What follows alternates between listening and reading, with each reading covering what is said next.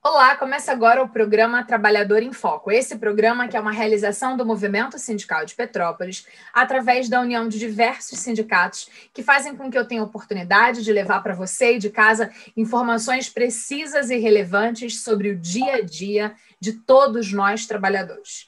No programa de hoje, eu tenho o prazer de conversar com a Maiara Vasconcelos. Ela é advogada e sócia da SVA Souza Vasconcelos Advogados e a gente vai falar sobre LOAS e BPC. Oi, Maiara, primeiro queria te agradecer por despender do seu tempo para estar com a gente aqui no Trabalhador em Foco, fazendo uma coisa que eu acredito que seja uma das mais importantes na vida, que é dividir conhecimento. Olá, Carla. O prazer é todo meu. E, como você falou, realmente é um tema relevantíssimo, porque traz uma assessoria para a sociedade, presta uma informação que muitas pessoas desconhecem.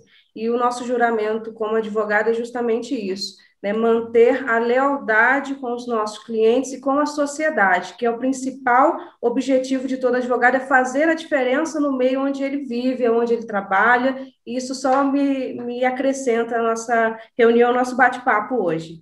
Maravilha. Eu vou ser razoavelmente didática com algumas questões, porque eu acho que assim, as pessoas têm uma confusão muito grande e é muito fácil de se confundir com essas questões de ordem legal. Então, vamos assim pelo básico. Queria que você me explicasse o que é o LOAS. LOAS, as pessoas confundem justamente a sigla e entendem como se fosse um pagamento, quando, na verdade, o LOAS nada mais é que a sigla da Lei de Organização de Assistência Social.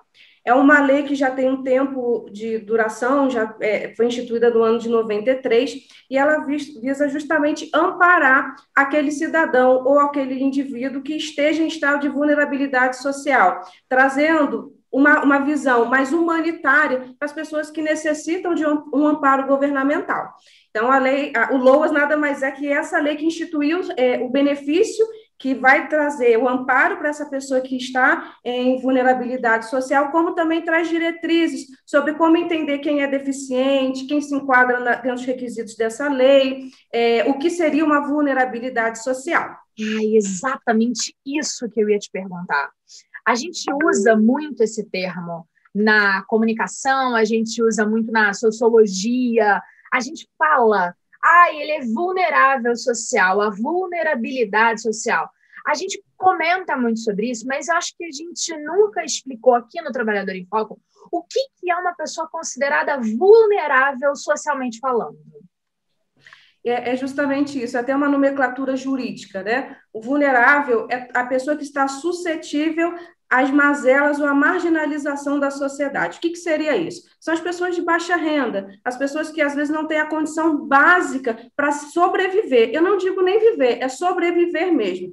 A Constituição Federal ela trouxe a previsão do salário mínimo, que seria o mínimo existencial para que a pessoa se mantenha. Né? Só que a gente, não entrando numa questão ideológica, a gente vê que o mínimo realmente há muito tempo deixou de ser o mínimo necessário. Sim. As necessidades da vida foram ampliando e a lei ela visou justamente isso, trazer um amparo para as pessoas que têm estão nessa baixa renda, nesse limite entre a marginalização e o esquecimento. Pessoas que às vezes não têm condições de trabalhar, não têm condições que a sua família lhe deu uma assistência, um amparo, às vezes têm até filhos, mas os filhos também estão numa situação de carência. Então, vulnerável seria essa pessoa que está nesse limite entre o mínimo necessário para sobreviver.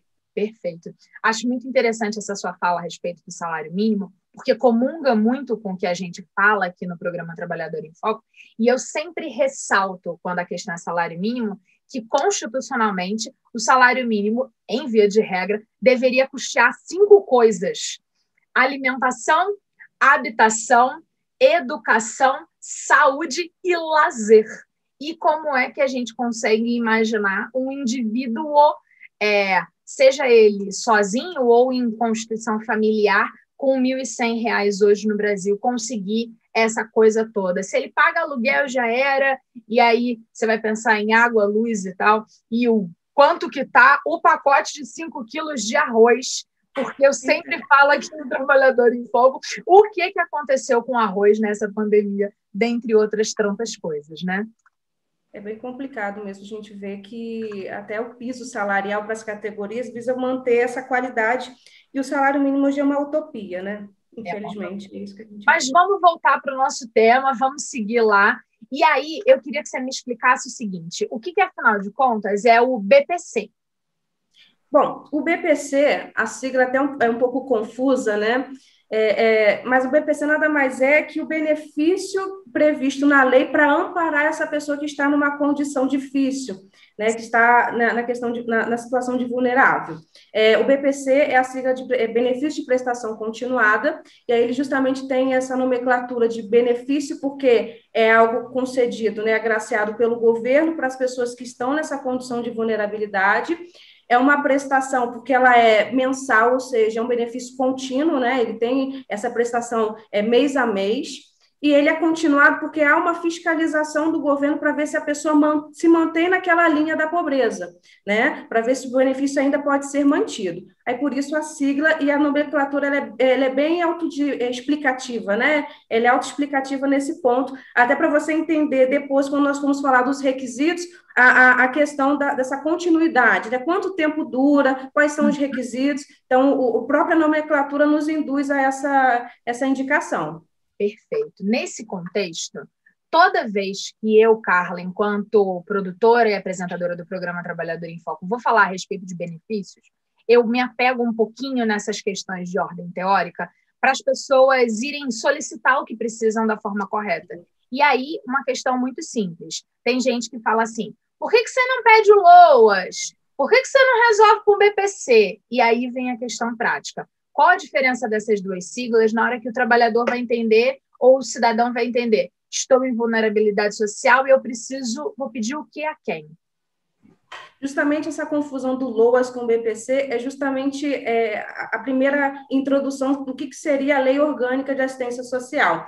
O LOAS nada mais é que a lei, e o BPC é o benefício determinado dentro da lei para essa pessoa que está em vulnerabilidade.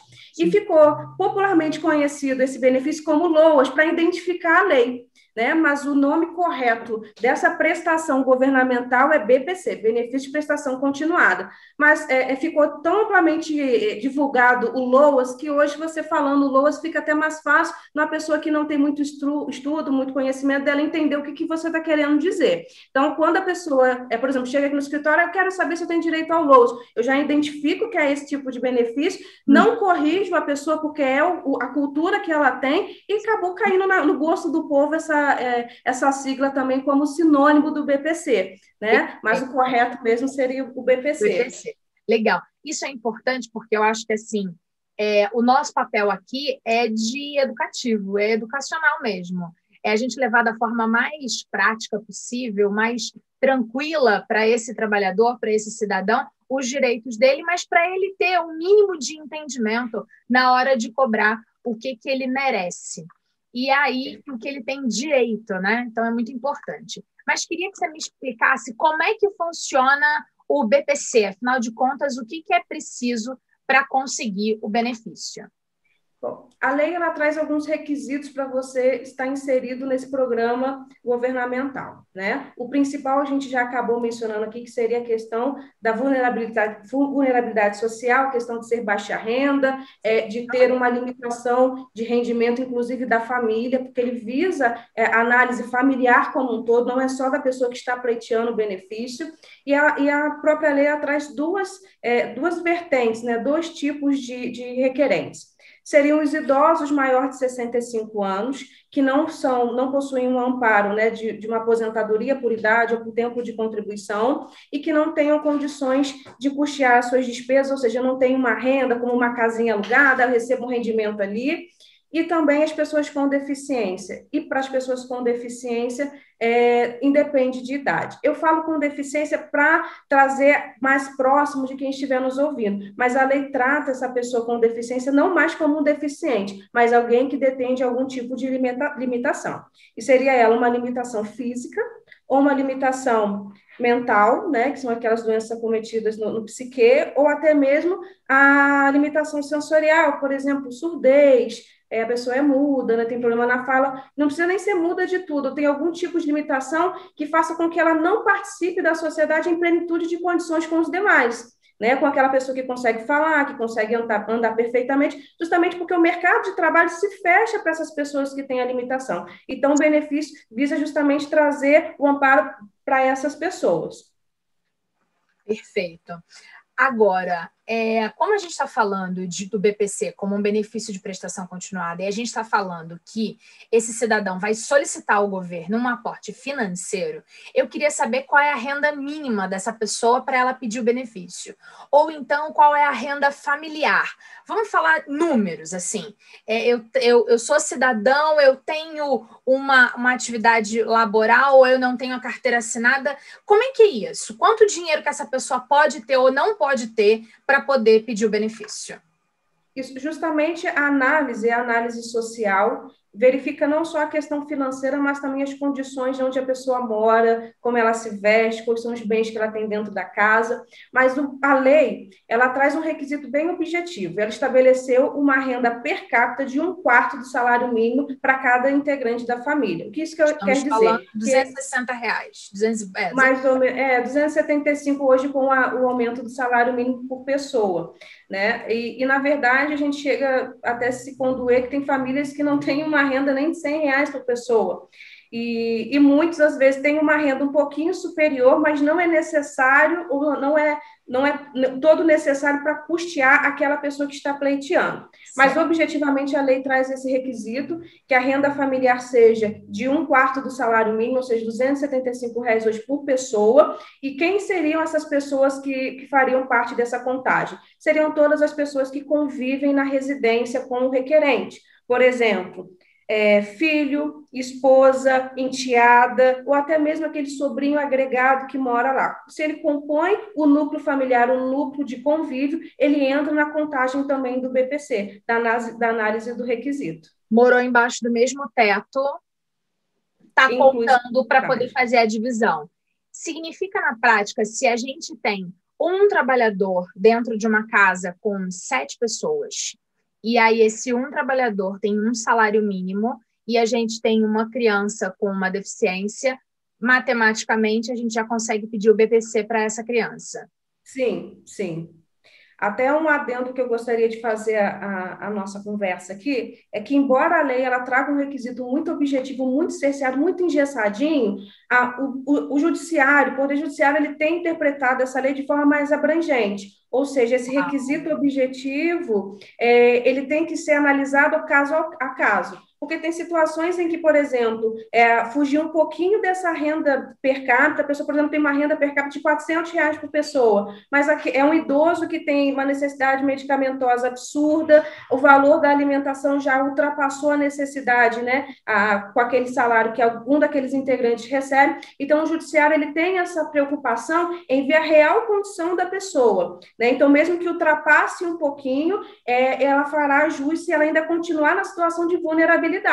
Aí o judiciário ele vai analisar, poxa, a pessoa mora de aluguel, a casa que a pessoa tem é conservada, às vezes é aquela casinha muito humilde no alto de uma comunidade, que às vezes não tem nem uma pintura. Então, o judiciário tem essa sensibilidade. Porém, a gente tem que alertar que o INSS ele tem que seguir o rigor da lei. Então, muitas vezes você vai pleitear o benefício, o INSS ele indefere, às vezes, por uma questão matemática de R$ 5, mas por ser uma questão objetiva, ele não vai abrir mão, ele não vai fazer essa análise subjetiva, ou seja, ele não vai olhar caso a caso. Não se enquadrou na lei, ele não concede o benefício. Aí onde seriam necessárias ações judiciais para que, então, seja analisado do caso a caso, para que o juiz, então, verifique se mantém a condição de vulnerabilidade para a concessão do benefício. Se me permite até uma observação, nós tivemos um caso recente aqui de um idoso de 67 anos, que a esposa era casada, só vivia ele e a esposa desempregada, porém o INSS negou o benefício porque dentro do cadastro dele, em 1985, ele tinha feito o cadastro de contribuinte individual e tinha indicado a função de pedreiro. Como ele não deu baixa naquele pagamento, né? E não tinha informado que não mais estava exercendo, o INSS negou, dizendo que havia uma renda presumida. Muitas vezes isso acontece, mas isso é ilegal, porque tem que analisar o caso de forma Então, se é para aplicar a lei de forma objetiva, também tem que analisar os fatos objetivos. O idoso está trabalhando? Não. Então, eu não posso aplicar a renda presumida. É só uma observação que muitas vezes a pessoa tem o benefício negado e deixa para lá e necessita daquela renda, né, para buscar os seus direitos, porque às vezes faz jus ao benefício. Perfeito. E aí, nesse caso, você já me abriu uma outra questão para a gente continuar nessa mesma vertente. O pedido é feito ao INSS, não é isso? Isso. Pedido inicial. Embora seja um auxílio governamental, o INSS foi incumbido de prestar essa assistência social. O benefício tem que ser requerido diretamente ao INSS. Inclusive, a questão dos requisitos, eu queria deixar alguns detalhes sobre eles, principalmente em relação às condições, porque no ano de 2019, uma lei recente alterou a lei do LOAS, né, trazendo um novo regramento, a necessidade da inscrição no cadastro único. Antes não tinha essa necessidade, bastava comprovar a vulnerabilidade. Agora não. Agora você primeiro passo, antes de requerer o benefício, é saber se você está incluído dentro do cadastro único. E aí, se você não estiver, você tem que fazer... Oi? É o número do NIS. Isso mesmo. E aí, esse requerimento da inscrição. Normalmente, quem já tem Bolsa Família já passou por esse procedimento. Ele é feito junto ao CRAS, são os Centros de Referência de Atendimento Social. Normalmente, você sempre tem um próximo à sua casa. Aqui em Petrópolis, nós temos pelo menos 4, cada um adstrito a um bairro específico, né? Por exemplo, aqui no centro, nós temos ali próximo ao Santos Dumont, no Quitandinha, lá no bairro Amazonas, e aí você tem que se direcionar até o CRAS, levar a documentação necessária para a sua inscrição, que são os documentos civis básicos, identidade, CPF, comprovante de residência, não só seu, mas de todas as pessoas que compõem o seu núcleo familiar. E, principalmente, você tem que comprovar a sua renda. Esses dados são coletados, são enviados para um banco de dados nacional, e quando você vai solicitar o INSS faz a migração dessas informações. Isso facilita, inclusive, a análise dos requisitos. Se você já tem tudo documentado no CRAS, o INSS só vai verificar as condições, as demais condições que seria a renda, ver se não tem uma outra contribuição paralela, e logo após é encaminhado para a verificação da concessão do benefício. Então, é bom sempre manter esse cadastro ativo, é exigido que se faça uma validação de 2 em 2 anos, então, assim, isso é bom também trazer para o nosso ouvinte hoje, que ele precisa manter esse cadastro ativo, de 2 em 2 anos, fazer o recadastramento para essas informações serem mantidas no banco de dados nacional. Muito legal. Muito importante a gente nortear esse passo a passo. O cidadão primeiro precisa juntar os seus documentos, que às vezes ele não tem. Então, tem que estar com a carteira de identidade na mão, o CPF, o comprovante de residência e a renda dele. Como é que ele comprova a renda nesse caso? Se ele é um trabalhador informal, se ele não tem carteira assinada, como é que faz isso? Na verdade, se ele tem uma renda própria, já é um limite aí para concessão do benefício, porque ele realmente não pode trabalhar, ele não pode manter a sua subsistência. Mas o ideal seria, se ele tem, por exemplo, uma carteira de trabalho, ele comprovar que ele não tem nenhum contrato de trabalho ativo. Ali seria uma forma de comprovar a renda dele. Eu não tenho nenhum outro benefício, eu não recebo nenhuma outra renda.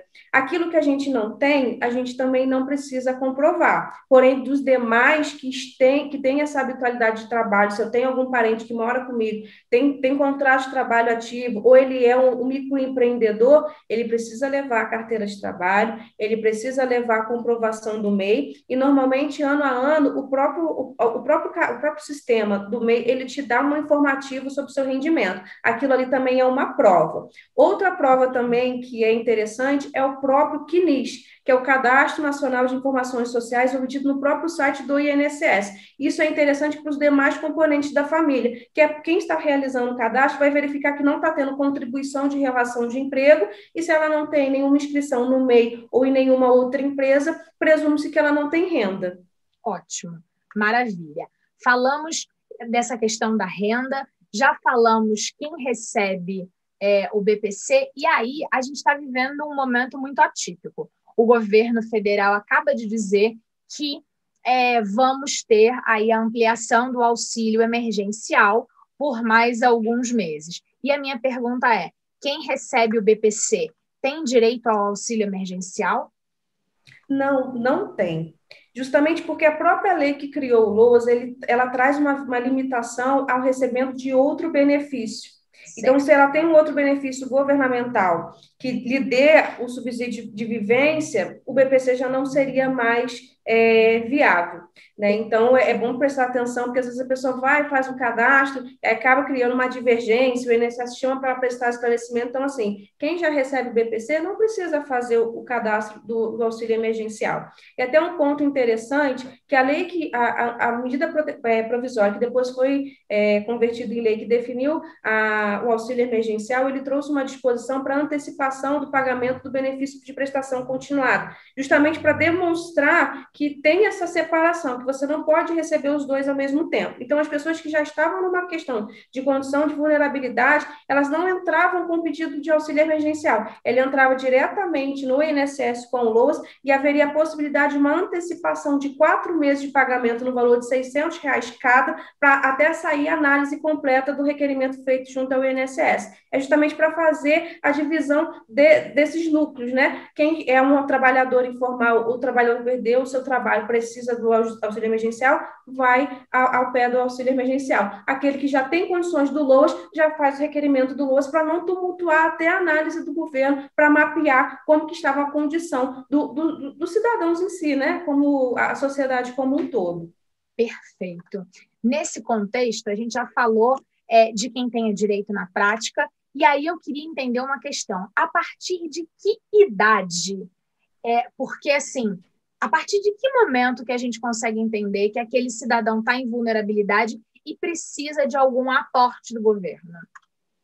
No caso, a lei traz essas duas classes, né? Que é o idoso maior de 65 anos, e aí a previsão não é trazida só na lei de o LOAS, né? Na LOAS, é trazida também na lei do Estatuto do Idoso, traz esse amparo lá também, e é a partir da idade de 65 anos. Certo. E, eu fiz 65 anos, já posso requerer? Pode. Eu fiz 64 e 12 meses, posso requerer 11 meses. Você tem que aguardar fazer os 65 anos. Isso é um requisito objetivo, você tem que ter essa idade. 65. Já no caso da deficiência, da pessoa com deficiência, ou melhor, com limitação, ela independe de idade. Pode ser até um recém-nascido que não tem uma projeção de renda, ou a família não tem, precisa ser amparado, porque ele tem uma deficiência, tem um custo e a família não pode ampará-lo. Não, é muito comum para pessoas que detêm de síndrome de Down, pessoas que sofreram algum tipo de violência, perdeu alguma parte do corpo, por exemplo, eu perdi o movimento das pernas, não posso trabalhar. E é interessante que as pessoas perguntam por que não entra com auxílio-doença ou até mesmo aposentadoria pela deficiência permanente? Porque justamente, às vezes, a pessoa não tem o tempo mínimo de contribuição ou não contribuíram para o INSS para ter aquele rendimento. Então, o benefício de prestação continuada, ele vem justamente para amparar essas pessoas que nunca fizeram a contribuição e também não podem hoje puxar a sua vida. E não podem também ser puxados por alguém da família, que isso é importante ressaltar. Se eu sou uma pessoa carente, mas eu recebo, de repente, um auxílio de um tio que é rico, e aquele auxílio vem ao meu encontro, eu já não vou fazer juiz ao benefício do BPC, porque eu tenho alguém que me ampare.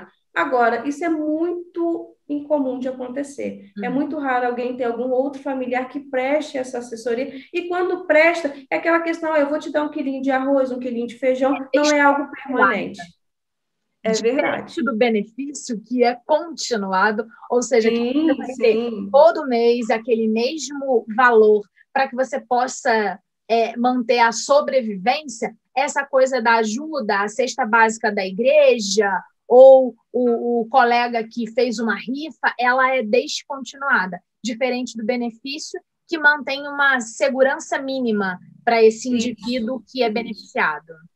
E a pessoa só perde esse benefício se a situação financeira dela mudar, assim, grosseiramente. Eu saí da linha da pobreza e hoje estou na linha da classe média. E também é muito difícil ter essa ascendência na sociedade, porque quem não tem condições mínimas de sobrevivência também não vai ter condições de ter uma reserva para investir no negócio, para gerar algo que lhe dê uma rentabilidade alta. Então, a tendência é realmente manter esse benefício até o falecimento da pessoa. E até a questão do valor, né, o valor do benefício em si é uma assistência de um salário mínimo mensal para o requerente, ele dura, permanece ativo enquanto a pessoa viver, e quando a pessoa vier, né, a falecer, esse benefício ele não é subrogado aos seus herdeiros. É diferente da pensão por morte, deixar para pessoas que já tinham a Seguridade Social por outro viés. Então, aquele benefício morre com ele também. Então, ele tem prazo de validade porque ele dura a vida do requerente. Perfeito. Maiara, eu acho que a gente conseguiu dar conta de todo o recado, ou você acha que ainda precisa arrematar esse nosso papo com alguma questão? É uma observação também, é mais da nossa vivência de trabalho, não são incomuns os casos que nos aparecem aqui, de um mesmo núcleo familiar terem 2 requerentes de BPC. Nós tivemos o caso de uma moça que ela teve benefício de prestação concedido pela condição, porque ela tinha uma diabetes alta demais, isso trazia, inclusive, momentos de colapso até do sistema dela. Ela desmaiava, ela conseguiu o benefício, o INSS concedeu sem nenhuma resistência, porém, a mãe dela, uma pessoa muito humilde, também foi requerer o benefício quando fez os 65 anos. E o INSS negou, dizendo que não poderia conceder, porque já alguém naquela família tinha renda, e a renda seria superior a 1/4 do salário mínimo, ou seja, seria mais ou menos 550 para cada uma. E, na verdade, quando nós tivemos que entrar com uma ação a respeito disso, para que o judiciário tomasse conta dessa situação e pudesse analisar de forma mais aprofundada, verificou-se que a renda que era destinada para a menina, né, para a filha, era quase que usada totalmente por ela, porque ela tinha medicamentos altos, então não teria como dar um amparo também para a mãe. E foi concedido o benefício também para a filha, para a mãe, perdão. E nesse ponto nós já temos até um entendimento consolidado nas nossas cortes superiores, inclusive tema já pacificado de que se houver alguém no núcleo familiar que recebe o benefício de prestação continuada, a renda dessa pessoa não pode integrar o cálculo de toda a família. Então, o INSS não poderia ter utilizado a renda daquela filha como cálculo do núcleo familiar. Então, isso é bom observar que às vezes a pessoa não, eu não estou dentro de 1/4, alguém da minha família já recebe o BPC, mas aquele valor não pode integrar o memorial de cálculos para fins de concessão. Perfeito, acho muito legal essa sua fala final, é uma coisa que eu tinha completo desconhecimento, que é mesmo essa questão do como fazer a conta da renda per capita, ou seja, a renda por pessoa dentro desse núcleo familiar. Maiara, queria de verdade te agradecer, foi um prazer conversar com você, espero que tenha sido tão elucidativo para o nosso telespectador como foi para mim, e pode ter certeza que em breve eu vou estar entrando em contato de novo com você para a gente estar falando de outras pautas.